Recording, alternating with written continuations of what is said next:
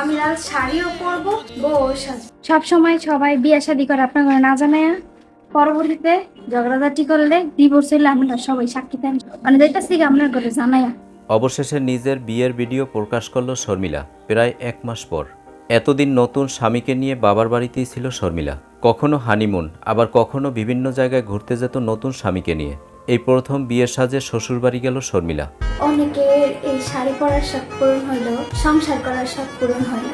আবার অনেকের সংসার করার শখ পূরণ হইলো, এরকম শাড়ি পরার শখ পূরণ হয় না। শর্মিলা আলম হাসানকে উদ্দেশ্য করে বলে, আমি আজকে লাল শাড়ি পরেছি, সুন্দর করে সেজেছি, এখন আবার শ্বশুরবাড়িও যাব। তুমি না বলেছিলে আমার কোনোদিনও বিয়ে হবে না, আমাকে দিয়ে আর সংসার হবে না? এখন শুধু দেখতে থাকো আমি শর্মিলা কেমন ছিলাম, আস্তে আস্তে বুঝতে পারবে।